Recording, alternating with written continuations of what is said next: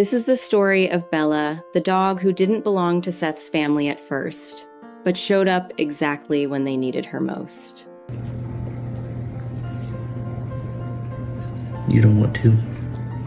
It started at the end of summer, when Seth's house suddenly fell quiet in a way that didn't feel right. Doney, the dog who had been by their side for 17 years, was gone. Everything was still there, but it didn't feel the same anymore. Her little bed sat untouched, her food bowl still in its usual corner.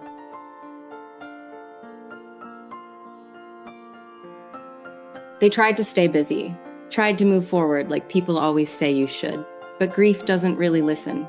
It slips into the small things. A space on the couch, the absence of paws on the floor. Some days were okay, some days just weren't. I swear I can still hear her, Seth said quietly. A few weeks later, something unexpected happened. The neighbor's dog Bella found a small hole under the fence. No one had noticed it before, but she had. And somehow, she squeezed through, like she had somewhere to be. "Oh, hey Bella," they said, surprised to see her standing in the yard. At first, it didn't seem like a big deal. Bella would stop by, sniff around, then leave. But the next day, she came back. And the next, slowly, it became a routine, like Bella had decided this was part of her day now. "Bella's here again," Seth said, and there was a hint of relief in his voice.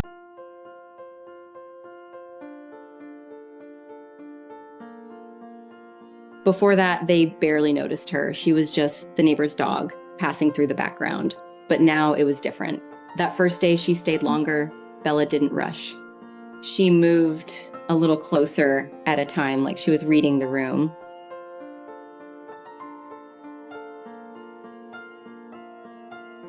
By the end of the day, Bella was sitting right next to them, not asking for anything, just there, quiet, steady. "Hey girl," Seth said softly, reaching out his hand. Bella didn't hesitate. She leaned in, like she'd been waiting for that moment.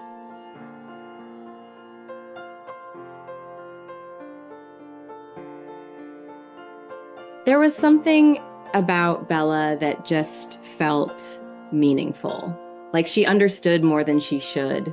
"It's weird, it's like she knows," Seth's partner said. And honestly, it really did feel that way.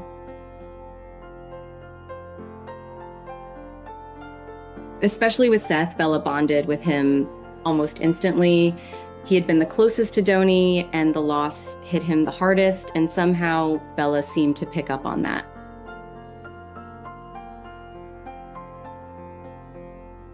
She followed him around, stayed close, watched every little thing he did. "Why are you looking at me like that, Bella?" he joked, though his voice caught a little. Bella just tilted her head, like she understood everything.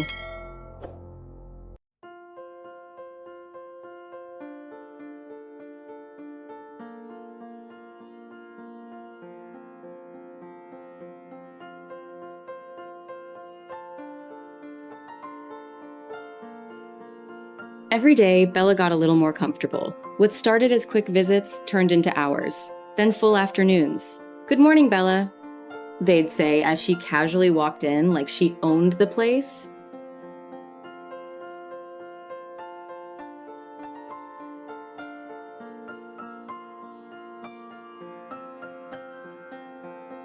Bella had a way of showing happiness that was impossible to miss. Her ears would go all the way back, her whole body wiggling with excitement. Her tail wagged so fast it looked like it might fall off. And her eyes would squint, like she was smiling.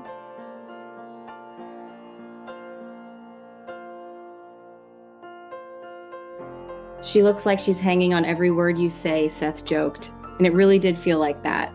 Bella would sit there completely focused, like whatever he was saying actually mattered. "Good girl, Bella," he'd say, and she'd lean in even closer.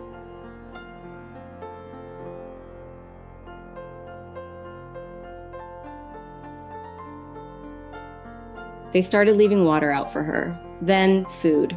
The covered patio slowly became her little home base. "I think Bella just moved in," they laughed. There was no plan, it just kind of happened.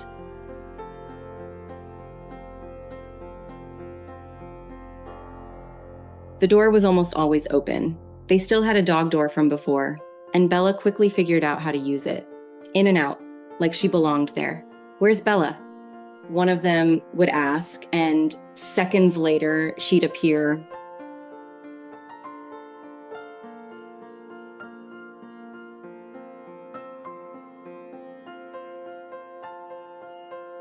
The thing was, Bella was almost perfect. Calm, gentle, never destructive. Honestly, there's nothing bad I can say about her, Seth admitted. She's just really sweet. Me trying to explain to Bella that winter break's over and it's time to get back to work. And she's having a hard time letting go of all the free time we had over winter break, huh? The bond grew fast. One day, Seth looked at her and said without thinking, "I don't want you to go home." It slipped out, but he meant it. Bella just wagged her tail like she understood.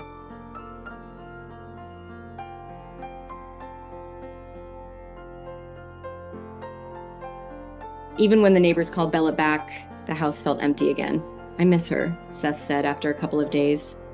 And then, around the third day, she showed up again, like she had never left.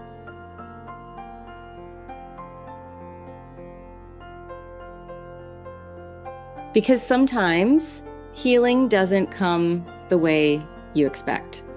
Sometimes it shows up quietly, with a name like Bella slipping through a small hole in the fence and staying just long enough to help you find your footing again. They didn't go looking for Bella, but somehow Bella found them. And sometimes that's more than enough.